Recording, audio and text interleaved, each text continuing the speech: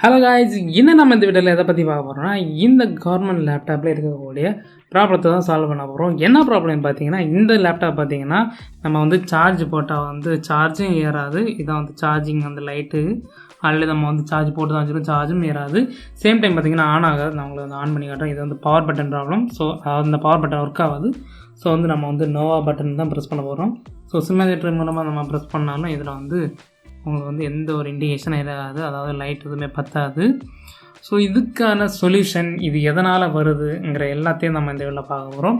So skip பண்ணாமல் கடைசி வரைக்கும் பாருங்கள். பார்த்து முடிச்சு இந்த வீடியோ உங்களுக்கு பிடிச்சதுன்னா லைக் பண்ணியும் உங்கள் ஃப்ரெண்ட்ஸோட ஷேர் பண்ணிக்கோங்க. மறக்காம சேனல் வந்து சப்ஸ்கிரைப் பண்ணிக்கோங்க. இப்போ வாங்க வீடியோக்குள்ளே போகலாம்.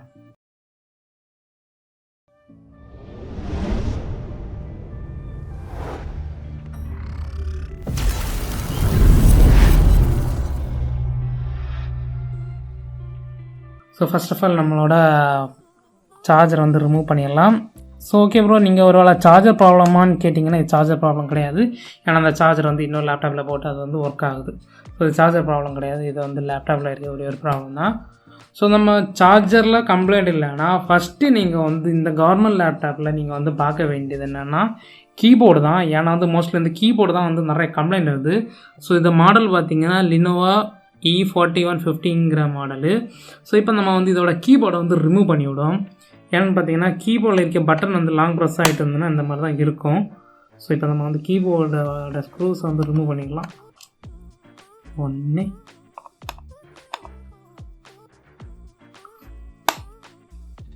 ஸோ கரெக்டான ஸ்க்ரூ யூஸ் பண்ணிவாங்க. சரி, கரெக்டான ஸ்க்ரூ ட்ரைவர் யூஸ் பண்ணிவாங்க.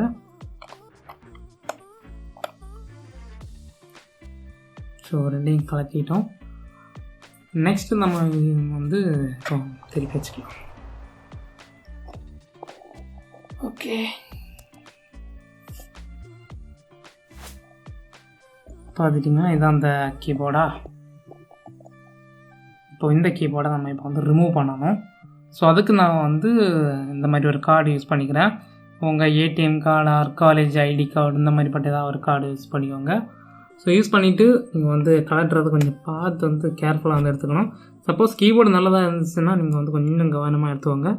ஏன்னா கீபோர்டு சில டைம் வந்து அந்த கேப்புக்குள்ளாட்டு வந்து இந்த கார்டு வந்து போயிடுச்சுன்னா அது வந்து யூஸ்லெஸ் ஆகிடும்.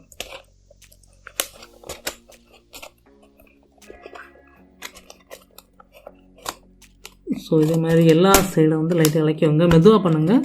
நான் ஃபாஸ்ட்டாக பண்ணுற மாதிரி ஃபாஸ்ட்டெல்லாம் பண்ணாதீங்க. ஸோ ஓகே, ரெண்டு சைடாக வந்து இலக்கிட்டோம். இப்போ பார்த்துட்டிங்கன்னா இந்த ஸ்ட்ரிப்பை வந்து கலத்தி விட்டுவாங்க. ஸோ இப்போ நம்ம வந்து கலத்தி தான் வந்து ரிமூவ் பண்ணிட்டோம். கீபோர்டு தான் ப்ராப்ளம். இந்த கீபோர்டுனால தான் இதுக்கு வந்து சார்ஜ் வந்து போகாது, அதுக்கப்புறம் வந்து ஆன் ஆகாது. ஸோ நம்ம இல்லைன்னா நான் உங்களுக்கு வந்து ப்ரூஃபாக காட்டுறேன். ஸோ இப்போ நம்ம வந்து பவர் வந்து கனெக்ட் பண்ணிக்கலாம். பவர் கேபிள் கனெக்ட் பண்ணிட்டோன்னா ஸோ இங்கே பார்த்துட்டிங்களா லைட்டு பற்றுது. ஓகே, நம்மளுக்கு இப்போ இதில் வந்து பவர் வந்துடுச்சு. நெக்ஸ்ட் வந்து நான் வந்து யூஸ் பண்ண முடியாது வந்து நம்ம சிமுலேட்டர் டூலை யூஸ் பண்ணி நம்ம இதை வந்து ஆன் பண்ணுவோம். ஸோ பார்த்துட்டிங்களா ஆன் ஆகிடுச்சா. இப்போது இந்த ஆப்ஷனுக்கு வந்து கண்டிப்பாக ஒரு கீபோர்டு வந்து தேவைப்படும். அதுக்கு நான் வந்து எக்ஸ்டர்னல் நான் வந்து வச்சுருக்கேன். ஸோ அது நான் நார்மலாக யூஸ் பண்ணுறது தான். இப்போது இந்த இதை சால்வ் பண்ணுறதுக்கான பர்பஸ்க்காக வச்சுருக்கேன். ஸோ எக்ஸ்டர்னல் கீபோர்டு கனெக்ட் பண்ணிவிட்டு ஜஸ்ட் நம்ம என்ட்ரு மட்டும் கொடுத்தா போதும். ஸோ அவ்வளோதான். அதுக்கப்புறம் இந்த கீபோர்டு வந்து பெரிய அளவு யூஸ் கிடையாது.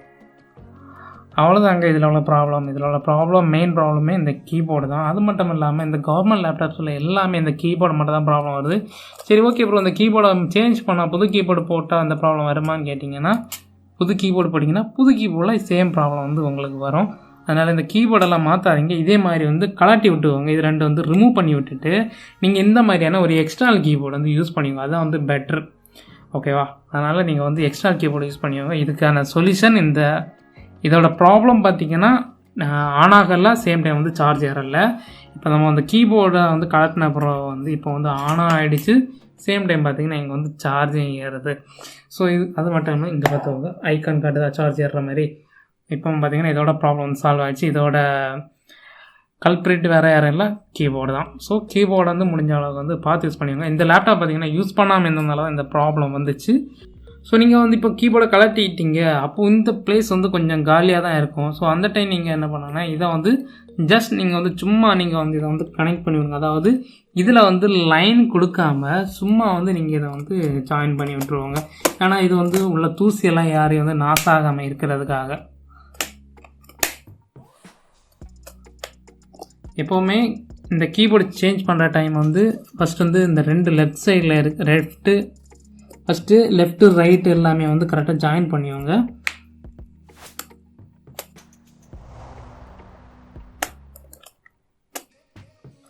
இது எல்லாமே வந்து இந்த லாக் ஆனதுக்கப்புறம் மேலே இந்த எட்ஜில் வந்து லாக் பண்ணிவாங்க ஃபஸ்ட்டு. நெக்ஸ்ட்டு ரைட் சைடு எட்ஜே வந்து லாக் பண்ணிவாங்க. அதுக்கப்புறம் வந்து மேலே விட்டுருலாம். அதுக்கப்புறம் இப்படி வந்து ப்ரெஸ் பண்ணிவாங்க. ஓகே, அவ்வளோதான். நம்ம இப்போ வந்து கீபோர்டு வந்து சும்மா வச்சுருவோம். நார்மல் லேப்டாப்பில் ஒரு சில லேப்டாப்ஸில் மோஸ்ட்லி வராது, நீங்கள் புது கீபோர்டு சேஞ்ச் பண்ணாலும். இதில் நான் என்ன சொல்ல வரேன்னா, முடிஞ்ச அளவுக்கு வந்து உங்கள் லேப்டாப்பாக இருந்தாலும் சரி, பிசியாக இருந்தாலும் சரி யூஸ் பண்ணுங்கள். யூஸ் பண்ணாமல் இருக்காதுங்க. யூஸ் பண்ணிவாங்க, கண்டினியூஸாக டெய்லி யூஸ் பண்ண அட்லீஸ்ட் சும்மா ஆன் பண்ணியாச்சும் விடுங்க.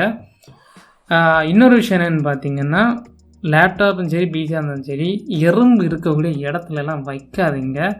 கண்டிப்பாக அது ஒரு மிகப்பெரிய ஒரு ப்ராப்ளம். ஸோ அதை இன்னும் உங்களுக்கு புரியாத மாதிரி சொல்லணும்னா, உள்ள எல்லா ஒயரையுமே பதம் பார்த்துரும். ஸோ அதோட ஷார்ட்ஸ் நீங்கள் வந்து பார்த்துருப்பீங்க, நேற்று நான் போட்டிருந்தேன். பார்க்காதவங்க பாருங்கள், மேலே ஐக்கானில் கொடுக்குறேன். ஓகே ப்ரோ, அப்போது என்னோடய லேப்டாப்பில் இதே மாதிரி தான் இருக்குது, அப்போ எனக்கு இது மட்டும்தான் ப்ராப்ளமாக கேட்டிங்க. அதுதான் கிடையாது. ஒவ்வொரு மாடலுக்கும் ஒவ்வொரு விதமான ப்ராப்ளம் வந்து க்ரியேட் ஆகும். இது பார்த்திங்கன்னா கீபோர்டு தான் ப்ராப்ளம்னு கன்ஃபார்மாக தெரியும். அதனால் நான் வந்து கீபோர்டு மாற்றினேன். இது வந்து ஆன் ஆயிடுச்சு. ஒரு சில இதுக்கு பார்த்திங்கன்னா வந்து சார்ஜர் கம்ப்ளைண்ட்டாக இருக்கலாம், பேட்ரி கம்ப்ளைண்ட்டாக இருக்கலாம், உள்ளே போகக்கூடிய பவர் கேபிள் போகக்கூடிய ஒயர் பிளேஸ் கம்ப்ளைண்ட்டாக இருக்கும். இந்த மாதிரி விதவிதமான வந்து ப்ராப்ளம்ஸ் எல்லாம் இருக்கும். அதனால் இதுதான் சொல்யூஷனுங்கிறது கிடையாது. நம்ம ஒவ்வொன்றா வந்து செக் பண்ண தான் அது வந்து சொல்யூஷன் எதுங்கிறத ஃபைண்ட் அவுட் பண்ண முடியும். ஸோ அதே ஞாபகம் வச்சுக்கோங்க. ஸோ கைஸ், இந்த வீடியோ உங்களுக்கு பிடிச்சிருந்தா லைக் பண்ணிக்கோங்க. இந்த மாதிரியான வேறு ஏதாச்சும் வீடியோஸ் வேணும்னா கீழே கமெண்ட் செக்ஷனில் கமெண்ட் பண்ணிக்கோங்க. உங்கள் லேப்டாப் பிசியில் ஏதாச்சும் ப்ராப்ளம் இருந்தாலும் கீழே கமெண்ட் பண்ணுங்கள். அல்லது நம்மளோட டெலிகிராம் குரூப் அல்லது நம்ம இன்ஸ்டாகிராமில் நீங்கள் வந்து தாராளமாக வந்து கமெண்ட் பண்ணிக்கலாம். மறக்காம சேனல் வந்து சப்ஸ்கிரைப் பண்ணிக்கோங்க. தேங்க்ஸ் ஃபார் வாட்சிங். பாய். நெக்ஸ்ட் வீடியோவில் பார்க்கலாம்.